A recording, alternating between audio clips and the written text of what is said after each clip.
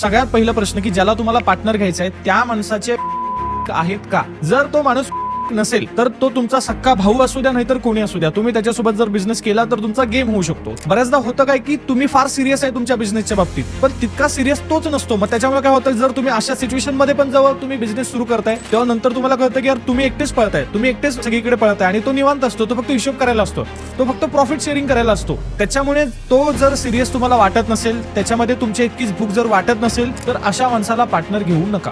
समजून घ्या मित्रांनो, नवरा बायकोचं जसं रिलेशन असतं तसं पार्टनरचं रिलेशन असलं पाहिजे बिझनेसमध्ये. ऍटलीस्ट बिझनेसच्या बाबतीत तरी नवरा बायकोचं रिलेशन म्हणजे कसं की त्यांच्यामध्ये कुठली गोष्ट लपलेली नसतात, सगळ्यांना एकमेकांचं माहिती असतं. जो माणूस ट्रान्सपरंट राहू शकत नाही पार्टनरशिप मध्ये तो योग्य पार्टनरच नाही, ही गोष्ट लिहून घ्या तुम्ही. तर त्या व्यक्तीसोबत बिझनेस करणं तुमच्यासाठी धोकादायक असू शकतं. बिझनेससाठी जर तुम्ही पार्टनर घेत असाल तर पहिले हे 7 प्रश्न तुम्ही स्वतःला विचारा, त्याच्यानंतर तुम्हालाच कळेल की हा माणूस तुमच्या बिझनेससाठी योग्य आहे की नाही. सगळ्यात पहिला प्रश्न की ज्याला तुम्हाला पार्टनर घ्यायचा आहे त्या माणसाचे व्यवहार ठीक आहेत का, हे तुम्ही चेक केले का? तर हे तुम्हाला बघावं लागेल की त्याने अजून कोणाकोणाशी पैशाचे व्यवहार केले, तो पैसे वेळेवरती देतोय का, त्याचा स्वभाव कसा आहे पैशांच्या बाबतीत, तो समोरच्याचा विचार करतोय का की फक्त स्वतःचा विचार करतोय, तो नियम पाळतोय का, तो व्यवहार पाळतोय का, हे तुम्हाला कळायला पाहिजे.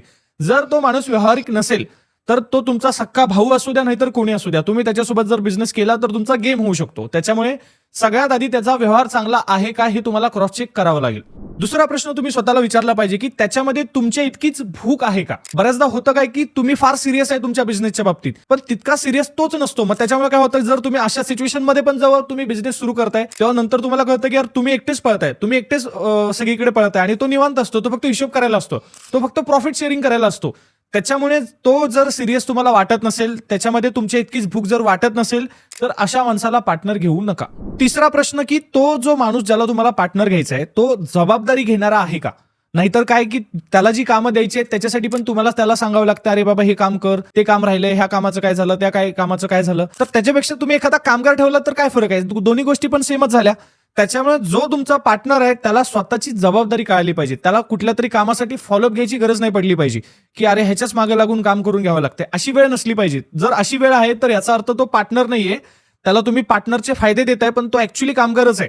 त्याच्यामुळे तो कामगार आहे की पार्टनर आहे हे कळण्यासाठी तो जबाबदारी घेतोय की नाही हे तुम्हाला कळायला पाहिजे. ह्याच्यासोबत चौथा प्रश्न जो सायकोलॉजी लेवलला असायला पाहिजे तो म्हणजे की तो माणूस स्वतःवरती काम करणारा आहे का, तो स्वतःला वेळेनुसार बदलवणारा आहे का. कारण जर तो एखाद्याला बिझनेस करायचा असेल तर जो माणूस स्वतःवरती काम करत राहतो, स्वतःच्या चुका ज्याला दिसतात, जो स्वतःच्या चुकांवरती काम करतो, सिच्युएशन वाईज स्वतःला बदलवायला जातो, तर असा माणूस सक्सेसफुल व्हायचा किंवा अशा माणसासोबत बिझनेस करायला तुम्हाला पण मजा येणार. पण समजा तो मेहनती भरपूर आहे, त्याला सगळ्या गोष्टी कळतायत पण तो स्टेरिओटाईप काहीतरी आहे, तो स्वतःचा विचार बदलायला तयार नाही, स्वतःचा माइंडसेट जर बदलायला तयार नाही, तर हळूहळू 2-3 वर्षांनी बऱ्याचदा अशा सिच्युएशन येतात, काही डिसिजन घ्यावे लागतात. त्याच्यामुळे अशा सिच्युएशनमध्ये जेव्हा तोच चेंज झालेला नाही, त्याचेच जुने विचार असेल तर तो तुम्हाला पुढे जाऊन त्रासदायक होईल. त्याच्यामुळे आपल्याला पार्टनर निवडताना तुम्ही ऍक्च्युली त्याला सांगायला पण पाहिजे की बाबा तुला पण स्वतःवरती काम करावं लागेल, मला सुद्धा स्वतःवरती काम करावं लागेल. इव्हन आता माझा पण पार्टनरशिपमध्ये बिझनेस आहे, तर आम्ही तिघं पार्टनर आहोत, तर तिघच्या तिघं प्रत्येक जण स्वतःवरती काम करतो.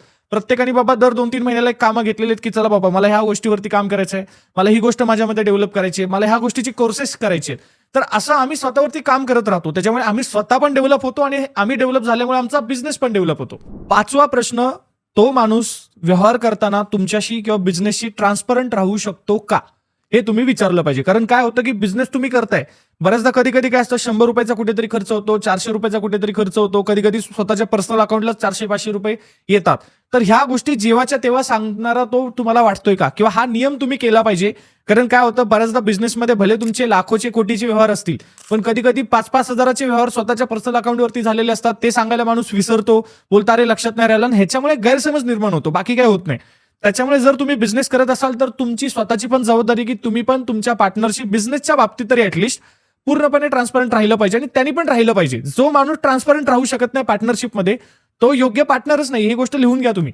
त्याच्यामुळे जर तुमचा मग काही खर्च झाला असेल किंवा नवीन काय फायदा झाला असेल, जे काय असेल, या सगळ्या गोष्टी एकमेकांना माहित असल्या पाहिजे. समजून घ्या मित्रांनो, नवरा बायकोचं जसं रिलेशन असतं तसं पार्टनरचं रिलेशन असलं पाहिजे बिझनेसमध्ये. ऍटलीस्ट बिझनेसच्या बाबतीत तरी नवरा बायकोचं रिलेशन म्हणजे कसं की त्यांच्यामध्ये कुठली गोष्ट लपलेली नसतात, सगळ्यांना एकमेकांचं माहिती असतं.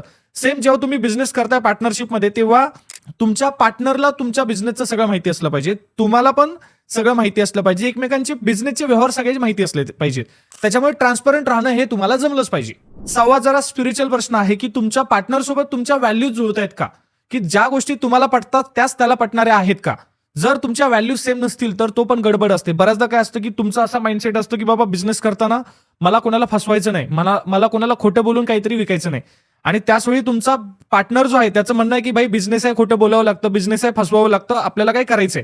तर अशा वेळी काय होतं की तुमच्या व्हॅल्यूज वेगवेगळ्या आहेत, आणि जेव्हा व्हॅल्यूज वेगवेगळ्या असतात ना तेव्हा पुढे जाऊन लॉंग टर्म मध्ये ती पार्टनरशिप टिकायला फार त्रास होतो. त्याच्यामुळे तुमच्या व्हॅल्यूज सेम आहेत का नाही हे पण तुम्हाला क्रॉस चेक करता आलं पाहिजे.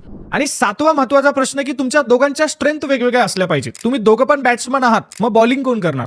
कोणीतरी बॉलर पाहिजे, कोणीतरी बॅट्समन पाहिजे. सेम गोष्ट आहे की कोणीतरी बाबा मेहनत करणारा पाहिजे तर कोणी आयडियावाला पाहिजे, कोणीतरी बाबा निगोशिएट करणार असला पाहिजे तर कोणीतरी इम्प्लिमेंट करणारा असला पाहिजे. जो तुमच्या बिझनेसची ताकद आहे, समजा चहाचं दुकान आहे तर कोणीतरी चहा बनवणारा पाहिजे आणि कोणीतरी चहा विकणारा पाहिजे, किंवा कोणीतरी पैसे लावणारा पाहिजे, कोणीतरी ऑपरेशन्स हँडल करणारा पाहिजे. त्याच्यामुळे तुमच्या दोघांच्या स्ट्रेंथ वेगवेगळ्या असल्या पाहिजेत. आणि ह्या जेव्हा 7 गोष्टींचा तुम्ही विचार कराल तेव्हा 7 पैकी जर 5 गोष्टी जर तुमच्या बरोबर असतील, 4 गोष्टी जर तुमच्या फेवरमध्ये असतील, तर अशा व्यक्तीसोबत तुम्ही बिझनेस करायला हरकत नाही, कारण बाकीच्या 3 गोष्टींवरती काम होऊ शकतं. पण 7 पैकी 1-2 गोष्टी जुळत आहेत, बाकीच्या 5 गोष्टी जर जुळत नसतील तर त्या व्यक्तीसोबत बिझनेस करणं तुमच्यासाठी धोकादायक असू शकतं. त्याच्यामुळे ह्या 7 गोष्टींचा जर तुम्ही विचार केलात तर कुठल्या माणसासोबत बिझनेस पार्टनरशिप करायला पाहिजे, कुठला माणूस बिझनेस पार्टनरशिपसाठी योग्य आहे ह्याची पूर्ण क्लॅरिटी तुम्हाला येऊ शकते. त्याच्यामुळे अशाच प्रकारचे जर अजून कुठल्या तरी कन्सेप्टवरती जर तुम्हाला व्हिडिओ पाहिजे असतील तर कमेंटमध्ये मला सांगा, मी त्याच्यावरती नक्की व्हिडिओ बनवेन. आणि जर ही तुम्हाला व्हिडिओ आवडली असेल तर लाईक करा, शेअर करा आणि सबस्क्राईब करा. थँक्यू.